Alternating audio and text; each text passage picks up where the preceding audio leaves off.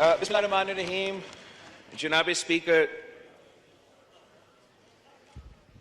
मई 9 के जो वाक़यात हैं और जिस तरीके से पाकिस्तान का GHQ पे लाहौर का जिना हाउस पे हमले हुए, कराची में, लाहौर में, पेशावर में रेडियो पाकिस्तान से लेके पब्लिक जो हमारे ट्रांसपोर्ट है, बसेस है, उनको जलाया गया। और सवाल बनता है जनाब स्पीकर कि ये जो वाक़यात हमने पहली दफ़ा ज़िंदगी में देखे हैं कि कोई कोर कमांडर हाउस में जाके तोड़ फोड़ करे, क्यों कोई हमारा डिफेंस के इदारे पे हमला करे, कोई हमारा जो हवाई जहाज है उनको जला दे। इस किस्म के अफसोसनाक वाक़या हमने तो कभी नहीं देखे हैं जनाब स्पीकर। और तारीख हमेशा ये याद रखेगा कि जब कायदे अवाम शहीद जुल्फ़िकार अली भुट्टो को शहीद किया गया तो लाहौर, उसी लाहौर शहर के पाकिस्तान पीपल्स पार्टी के जियाले ने अपने आप को आग लगा दिया था एहतजाजन। जब शहीद मोहतरमा बेनज़ीर भुट्टो जिला वतनी के बाद उसी लाहौर शहर में वापस आई थी 1986 में, तो कायदे अवाम का कातिल जिंदा था उस वक्त और वो ऐवाने सदर में बैठा था। आज भी हमें पता है जनाब स्पीकर के लाहौर और इस्लामाबाद का कितना फासला है। और जब शहीद मोहतरमा बेनज़ीर भुट्टो लाहौर एयरपोर्ट पे उतरी और 3 मिलियन पीपल ने शहीद मोहतरमा बेनज़ीर भुट्टो का इस्तकबाल किया, और वो जो फुटेजेस है आज भी इस मुल्क की तारीख में कोई सियासी जमात उस किस्म का सियासी इज्तिमा नहीं कर सकती, आज तक नहीं कर सके। अगर शहीद मोहतरमा बेनज़ीर भुट्टो पहुंचती और कहती कि कायदे अवाम का कातिल इस्लामाबाद में बैठा है, शहीद शाहनवाज भुट्टो का कातिल इस्लामाबाद में बैठा है, पाकिस्तान पीपल्स पार्टी के कारकुनों पे तशद्दुद करने वाला इस्लामाबाद में बैठा है, हमारे कारकुनों को जेल में रखने वाला इस्लामाबाद में बैठा है, शहीद मोहतरमा बेनज़ीर भुट्टो को सखर जेल में बंद करने वाला इस्लामाबाद में बैठा है, मादरे जमहूरियत शहीद मोहतरमा मादरे जमहूरियत बेगम नुसरत भुट्टो को जिन्होंने गिरफ्तार किया, जिन्होंने पंजाब पुलिस से लाठियां मारे, जिन्होंने बेगम नुसरत भुट्टो को जिला वतन करवाया, वो इस्लामाबाद में बैठा है। जो इस जमात के कारकुनों को तख्तेदार पे लटकाया, वो इस्लामाबाद में बैठा है। और अगर शहीद मोहतरमा बेनज़ीर भुट्टो उन अवाम से मुतालबा करती कि मुझे इंतकाम चाहिए, मुझे इंतकाम दो, तो उसका नतीजा क्या होता? हमने जनाब स्पीकर मैंने खुद अपने कंधों पे शहीद मोहतरमा बेनजीर भुट्टो का लाश उठाई है, इस मुल्क की खातिर, इस जमहूरियत की खातिर। और जो आवाजें मैंने सुने उस दिन तौबा जनाब स्पीकर, जो नारे मैंने सुने,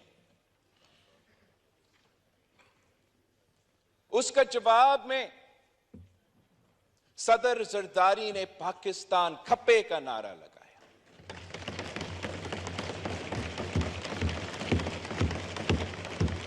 दफनाते के बाद मैंने जमहूरियत बेहतरीन इंतकाम है का नारा लगाया। अगर हम चाहते जनाब स्पीकर, मैं कहता कि मुशर्रफ इस्लामाबाद में बैठा है, शहीद मोहतरमा बेनजीर भुट्टो का कातिल इस्लामाबाद में बैठा है। अगर सदर जरदारी पाकिस्तान खप्पे नहीं कहता, अगर मैं जमहूरियत इंतकाम बेहतरीन इंतकाम है नहीं कहता, और हम मुतालबा करते कि हमें इंतकाम चाहिए, हमने जितने लाशें उठाने थे हमने उठाए हैं, अब हम और मजीद बर्दाश्त नहीं करेंगे, तो फिर क्या आज पाकिस्तान रहता? हम आज इस ऐवान में बैठे होते? जनाब स्पीकर, में 9th पे क्या हुआ, में 8 पे क्या हुआ? एक शख्स जो जब खुद वजीर आजम था तो नायब का तारीफें करते नहीं थकते, जब खुद वजीर आजम था तो वो मजा लेता इस बात पे कि मियां मोहम्मद नवाज शरीफ को उसने गिरफ्तार करवाया, कि मियां मोहम्मद नवाज शरीफ के सामने उसकी बेटी को गिरफ्तार करवाया। वो खुद खुश होता था जनाब स्पीकर, खुद खुश होता था कि आज जो हमारा वजीर आजम है, वक्त का हिज़्ब इख्तिलाफ था, जो कैंसर पेशेंट था, कि उसको गिरफ्तार करवाया। जनाब स्पीकर, वो खुश होता था जब उसके मुखालिफिन पकड़े जाते, जब उसके मुखालिफिन के घर के औरतें को पकड़े जाते, तो जो उस कुर्सी पे बैठा था उस वक्त वो खुश होता था, वो मजा लेते थे इन चीजों से। जहां तक सदर जरदारी या गिरफ्तारी की बात है, जहां तक फरियाल तालपुर साहिबा की गिरफ्तारी की बात है, जनाब स्पीकर, उससे ये हो नहीं पा रहा था। उस वक्त का नायब चेयरमैन कहता था कि गिरफ्तार तो जब कन्विक्ट हो जाऊं मैं कर लूंगा, अभी तक तो अभी बैंकिंग कॉज से लेके ये हमारे पास केस आया है, केस ट्रायल करेंगे, कन्विक्ट हो जाएंगे, गिरफ्तार खान साहब का रिएक्शन क्या था कि जो वो जब हिदायत दे रहे थे बाकी मेंबरान असेंबली को भी पकड़ा जाए, तो वो नायब चेयरमैन जब नहीं मान रहा था तो उसका कोई जाती स्कैंडल बनाया गया। टीवी चैनल्स पे किसी औरत की टेप चलाया जा रहा था,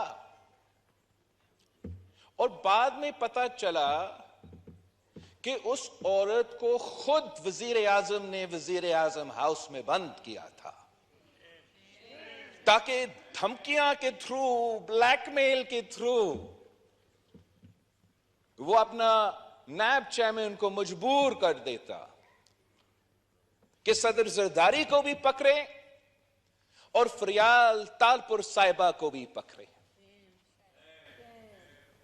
जब वो फरियाल तालपुर साहिबा तो हॉस्पिटल में थी, और जो हम अदालतों का इस निजाम से जिसको इल्म है, एक्सपीरियंस है, उनको ये पता है कि जब आप हॉस्पिटल में हो, आप एडमिट हो, तो जब तक डॉक्टर ना कहे कि आप फिट हो, आप हेल्थी हो, तब तक वो आपका गिरफ्तारी नहीं किया जा सकता। तो चांद रात पे फरियाल तालपुर साहिबा इसी इस्लामाबाद के हॉस्पिटल में थी। वहां के डॉक्टर्स, वहां का जो भी एमएस था वो नहीं मान रहे थे, कितने बीमारियां के बावजूद वो लिख के दे के बीमारी नहीं है, आप गिरफ्तार करें। तो खान साहब ने क्या किया? ये जो ईद का रात है जनाब स्पीकर, ये अगस्त 2019 का जो भारत ने हमला किया था उसके इर्द गिर्द था। मुझे ये याद है, इसलिए मैंने ये फैसला किया था कि इसलिए कि भारत ने ये संगीन हमला किया है कश्मीर पे, और हमारा वक्त का वजीर आजम का जो रद्द अमल था वो उसी कुर्सी पे खड़ा होकर कहा था कि मैं क्या करूं। मैंने महसूस किया कि हमारे कश्मीरी बहन भाई खुद मायूस होंगे, उनका हौसला को उठाने के लिए, उनके साथ इज़हारे यकजहती दिखाने के लिए मैं अपना ईद का नमाज लड़कानों के बजाय मुजफ्फराबाद में मैं ईद मनाऊं। तो उस चांद रात पे मैं रास्ते में था, मैं कश्मीर जा रहा था। पीछे से पता चला कि खान साहब ने उस एमएस को हॉस्पिटल का चांद रात पे तब्दील करवाया, किसी और को नॉमिनेट किया ताकि वो चिट्ठी दे देते, और फरियाल तालपुर साहिबा को रात के अंधेरे में हॉस्पिटल से घसीट के जेल में डाला गया। ये वो छोटे छोटे हरकतें थे उस आदमी का जब वो यहां बैठा था, मजा लेता था जब अपने मुखालिफ गिरफ्तार होते थे। वक्त जब हम अपोजिशन के बेंचेस में थे तो मुझे आज तक सदर ज़रदारी का तकरीर याद है कि मैंने तो बहुत से नायब देखा है। सवाल तो ये है कि जब आपको जब आपको नायब का मुकाबला करना पड़ेगा तो फिर क्या होगा। मुझे आज तक याद है नून लीग का मरहूम सेनेटर साहब जो था कि वो कह रहा था कि वो उसको अभी से नजर आ रहा है आपके आंसू जब आप जेल जाएंगे। इनको ना सिर्फ अपोजिशन से वार्न किया गया, उनके अपने कैबिना के में बैठे हुए लोग ने खान साहब को वार्न किया था। खास तौर पे जब खान साहब अपने मुखालिफ के घर के औरतों के पीछे ये जो केसेस बना रहे थे, गिरफ्तारी करवा रहे थे, तो वक्त का जो वजीर दाखिला था कैबिनेट मीटिंग में बैठ के कहा था कि खान साहब एक दिन हम अपोजिशन में होंगे। खान साहब को उस वक्त तो फिक्र नहीं था जनाब स्पीकर,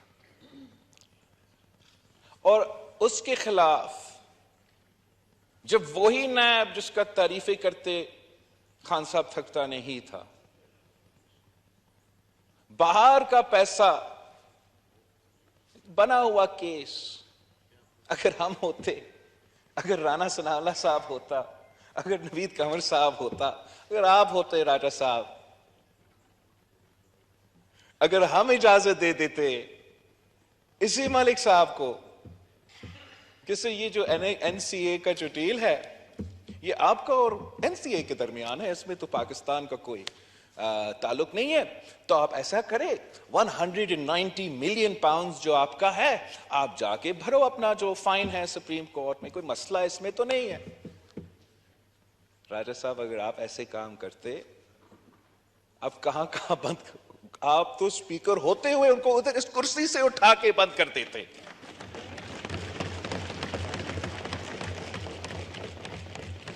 कहता है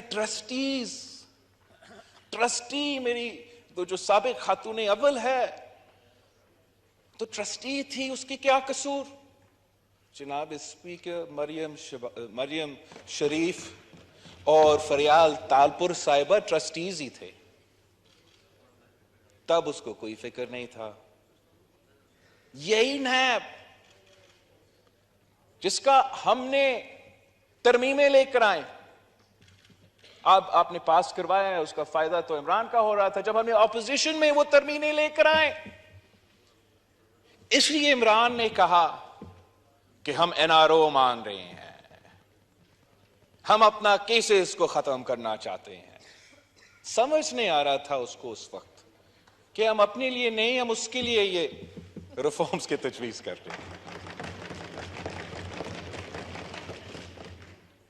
तो हुआ क्या जनाब स्पीकर, उसी नैब जब ये केस मिला, हुकूमत ने नहीं, वो बार बार ये कहते थे ना राणा साहब, जब हम ऑपोजिशन में थे कि हमारा तो कोई ताल्लुक ही नहीं है।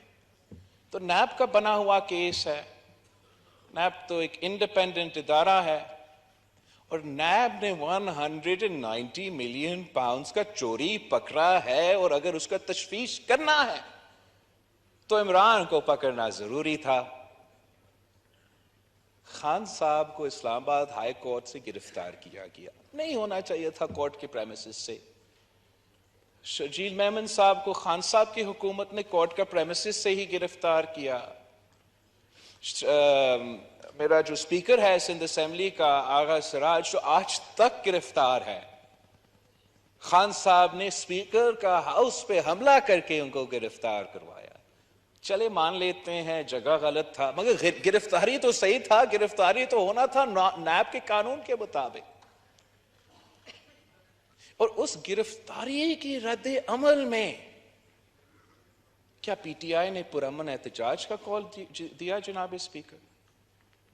क्या पीटीआई ने जलसे के ऐलानात किए जनाब स्पीकर?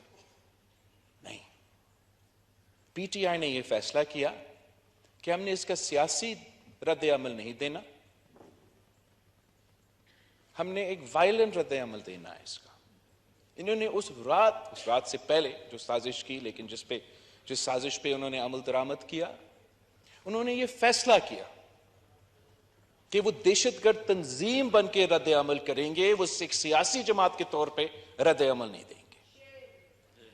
और जो अफसोस की बात है जनाब स्पीकर, कि हम तो चाहते हैं कि जजेस इंसाफ के साथ थी, एंड जो अक्यूज्ड है वो तो favourite child of the law होता है, और उसूली तौर पे जिस तरीके से खान साहब को स्पेशल रिलीफ दिया गया है कोर्ट को, ये तो राणा सनाउल्लाह साहब पे, जब खान साहब ने पता नहीं कितना केजीज हेरोइन का डाल के गिरफ्तार करवाया और डेथ सेल में बिठाया, तो यही जस्टिस बंदियाल साहब को रात के अंधेरों को कोर्ट को तलब करना चाहिए था और कहना चाहिए था कि राणा साहब को आप पेश करें। ये मौका राणा सनाउल्लाह साहब को नहीं मिला।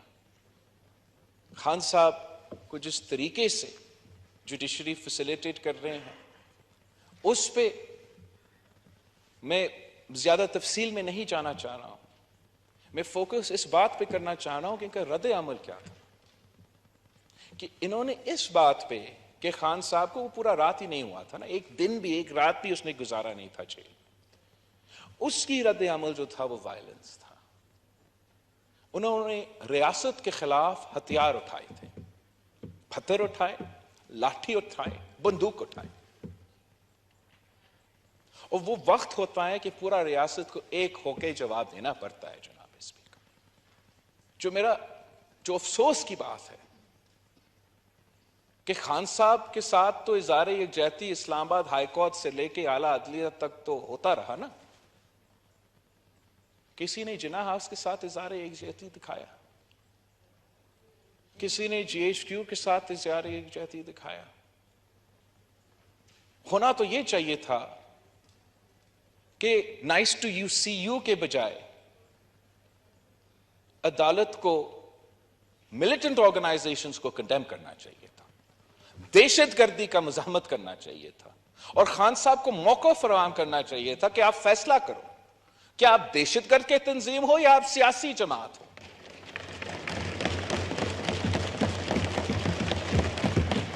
और अगर वो सियासी जमात है तो चले, फिर आप सियासी जमात के तौर पर इसके रवैया रखें। लेकिन अगर वो इनकार करे कि मैं इससे लाताल्की का इज़हार नहीं करूंगा, इसका मज़ाहमत नहीं करूंगा, इसका माफी नहीं मानूंगा, तो फिर इसका मतलब कि ये एक सियासी जमात नहीं रहा, ये अब एक मिलिटेंट ऑर्गेनाइजेशन बना है। और अगर उनका फैसला ये है तो फिर इस अवान को भी उनको एक मिलिटेंट ऑर्गेनाइजेशन की तरह ट्रीट करना पड़ेगा, उस इदारा को भी उसको एक मिलिटेंट ऑर्गेनाइजेशन की तरह ट्रीट करना पड़ेगा। ये आदी हो चुके हैं जनाब स्पीकर, ये हर आरा पे हमला कर चुके हैं। ये वो वाहिद सियासी जमात है जिसने हर इदारा पे हमला किया है। शुरू हुए तो इस पार्लियामान से शुरू हुए 2014 में, उस हमला के जवाब में हमारे इदारे में, खासतौर पे हमारा जो इंसाफ के इदारे हैं, हम कुछ नहीं कर पाए। फिर वो हुकूमत में आए, सिलेक्टेड राज कायम किया, ऑन रिकॉर्ड पे है कि आईएसआई को इस्तेमाल करके अपने इत्तेहादियों को इधर बुलाते थे। अगर सुओ मोटो होना था जनाब स्पीकर, तो उस बात पे सुओ मोटो होता। जनरल फैज हमीद को बुलाया जाता अदालत में, इमरान खान को बुलाया जाता है अदालत में कि ये आपने क्या किया मुल्क में।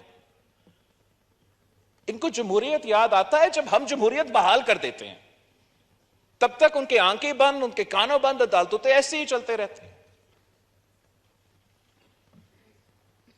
इनको अगर नोटिस लेना था तो जब 4 साल जिस तरीके से इस मुल्क को चलाया गया, जिस तरीके से इस मीडिया पे पाबंदियां लगाई गई, जिस तरीके से हमारे सूबों पे हुकूक पे टाका मारा गया, उस वजीर आजम का सहूलतकार बनने के बजाय उनको तब सो मोटो करना चाहिए था।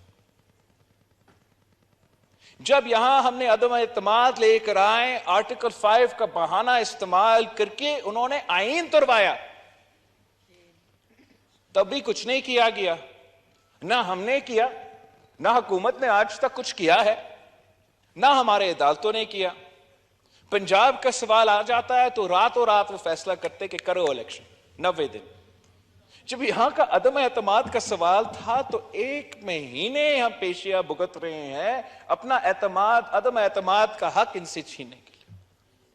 और तब से इन सब का, इमरान का, इनको सहूलतकारों को तब भी ये कोशिश था कि किसी तरीके से ये असेंबली को डिसॉल्व करे और फिर फॉर इलेक्शंस करवाते, जब तक उनके सहूलतकार मुख्तलिफ इदारे में मौजूद हो। जब उस रात वो फेल हुए, वो साजिश चलता रहा, साजिश चलता रहा, लेकिन यहां से कोई जवाब नहीं आया। मई 25 को हम IMF के मुआहदे करवा रहे थे, दुनिया से बात कर रहे थे। वजीर खजाना पख्तूनख्वा, वजीर खजाना पंजाब, साबिक वजीर खजाना जो वफाक का था, वो फोन पे पकड़े गए, रियासत के खिलाफ साजिश कर रहे थे, IMF डील को सैबोटाज करने की साजिश कर रहे थे। वो सबूत था कि वो पहले से साजिश कर रहे थे। 25 मई पे जब यहां इस्लामाबाद आके पूरा इस्लामाबाद को जलाया, तब भी हमने कुछ नहीं किया, तब भी अदालतों ने कुछ नहीं किया, उनके साथ कुछ नहीं हुआ। साजिश चलता रहा।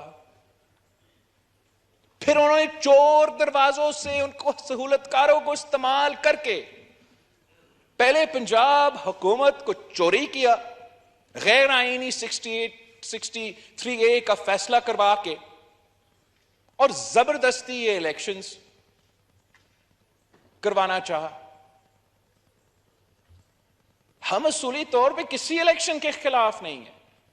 हम समझते हैं कि हम नैब के थ्रू इसका मुकाबला नहीं कर सकते। अगर इसका मुकाबला होना है, इसका मुकाबला इलेक्शन में ही होगा, और ये हार सकता है जनाब स्पीकर। हिम्मत अगर हम पकड़ते हैं, मिल के काम करते, तो ये ऐसे हार जाता है। हमने ये बार बार दिखाया है, कितने बाय इलेक्शंस में इसको हरवाया है। आज भी हमारा आपका डास्का का MNA इस हाउस में मौजूद है। किस तरीके से उन्होंने धांधली करवा के उसको रोकने की कोशिश की, नहीं रुकी, यहां मौजूद।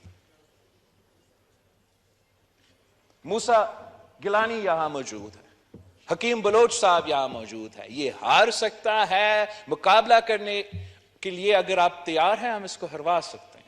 मगर हम किसी हिस्सा बनने के लिए, किसी साजिश का हिस्सा बनने के लिए तैयार नहीं था। और साजिश क्या था? साजिश ये कि सिर्फ पंजाब में पहले आप इलेक्शंस करवाओ,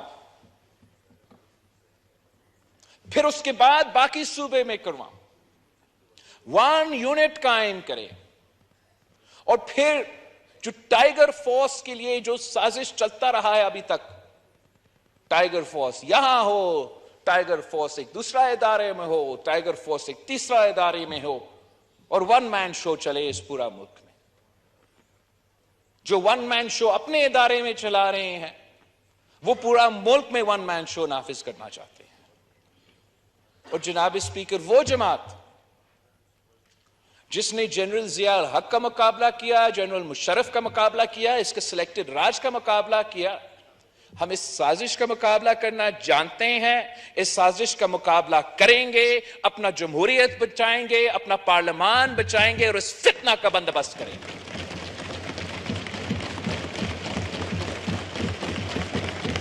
जो मसले हमारे हैं वो ये नहीं है कि खान साहब ने बाथरूम इस्तेमाल किया या नहीं किया।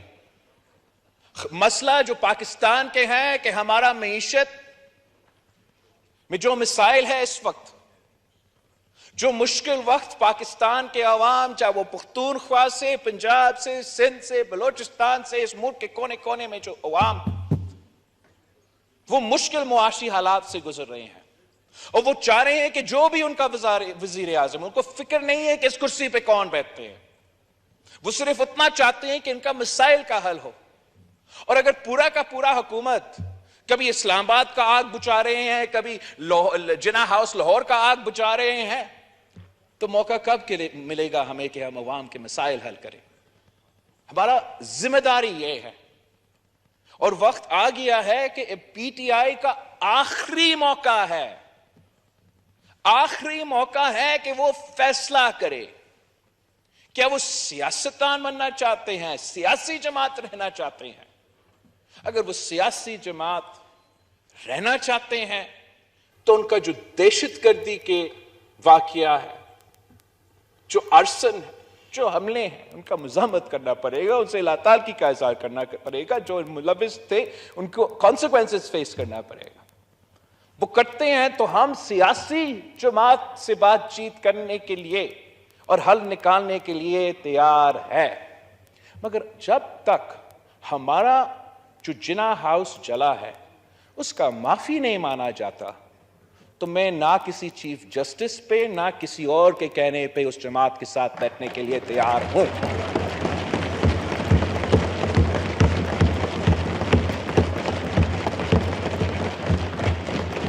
हमसे पूछा जाता है कि हम बताएं कि इलेक्शंस क्यों नहीं हुए। यार वो बताए इलेक्शंस क्यों नहीं हुए, हमें तो पता है, हम पहले से कहते आ रहे नहीं हो सकते। हमने तो जो अक्सरियत बेंच था, जो 4-3 बेंच है, उस अक्सरियती बेंच का फैसला पे अमल दरामद करवाया। जो पाकिस्तान इस वक्त मुश्किल में पड़ा हुआ है, जो पोलराइजेशन है, जो writ of the state challenge हुआ है, जो पॉलिटिकल इंस्टेबिलिटी सबको नजर आ रहा है, उस पर तबसरा करना सब चाहते हैं। ये इस पॉलिटिकल इंस्टेबिलिटी का जिम्मेदार ये इदारा नहीं, हमारा हमसाया इदारा है। जब वो खुद ऐसे फैसले लेंगे कि आइन का मतलब हमारा आइन का किताब में लिखा हुआ चीज नहीं, जो जज का मर्जी है, जब वो फैसला करेंगे कि कानून का मतलब कि इन कागज पे लिखा नहीं, जो लिखा है वो नहीं, मगर ये जो जजेस कहते हैं वो कानून होगा, तो अगर इंस्टेबिलिटी नहीं होगा तो क्या होगा जनाब स्पीकर?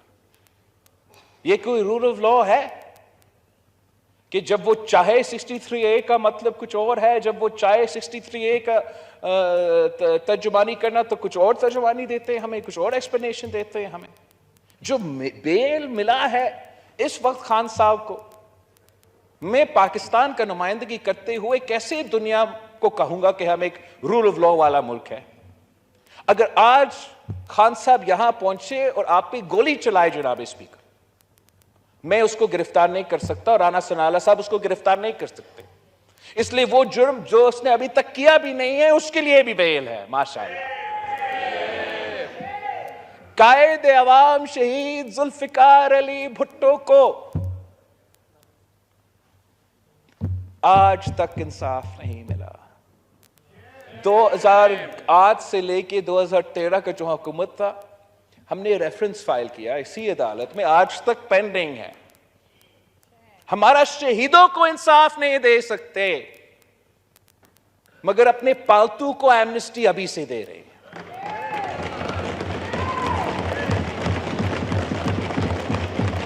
मैं खुद गया उसी अदालत में जनाब स्पीकर, मैं खुद गया उसी अदालत में कि मुझे उस केस का हिस्सा बनाएं।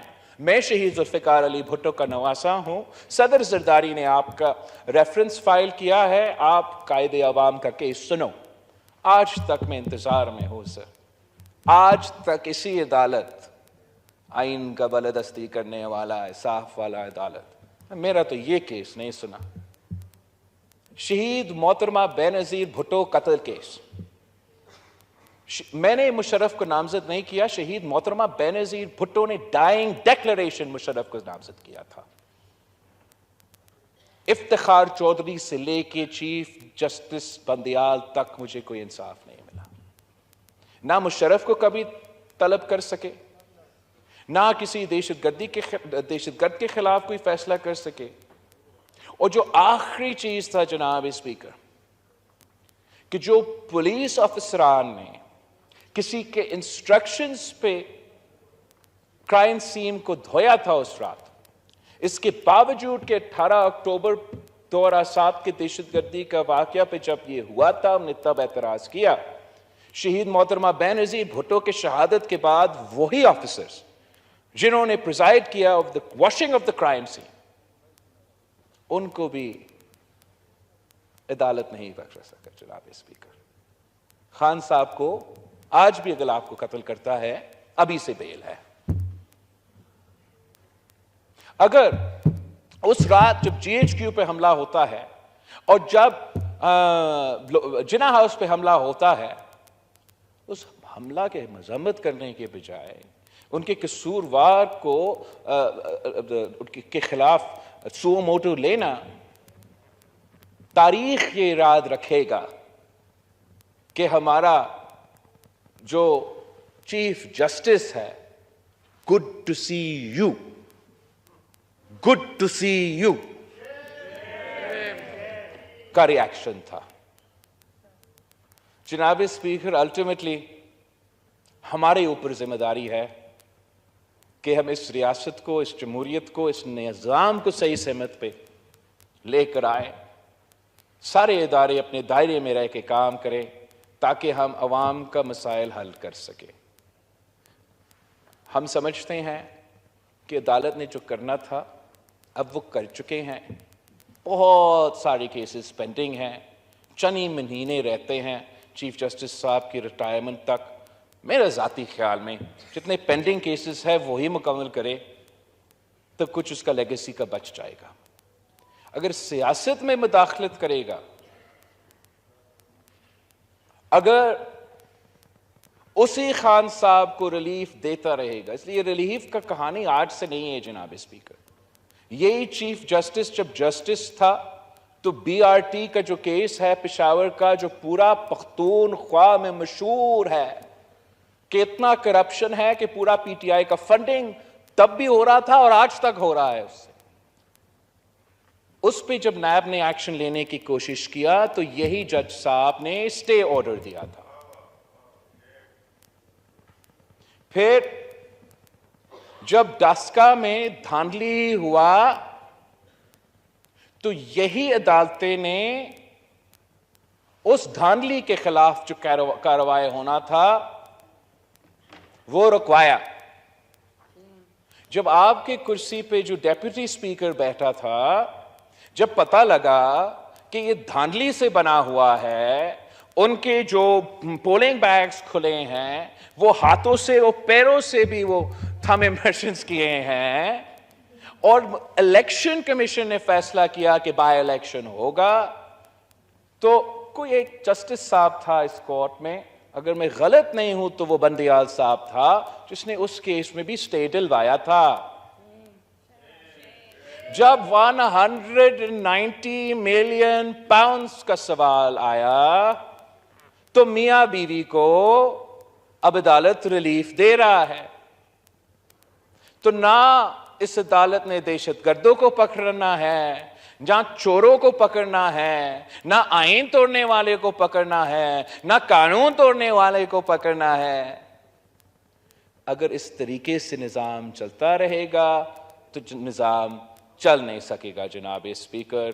आखिर हमारा जो मौक़िफ़ है, हमारा जो नज़रिया है, हमारा जो मुतालबा है कि पाकिस्तान खप्पे, पाकिस्तान खप्पे, पाकिस्तान खप्पे। और जो भी हमसे होना है इस बहरान से निकलने के लिए, इस सियासी बहरान से निकलने के लिए, वो हम करने के लिए तैयार हैं। आपका शुक्रिया जुनाब।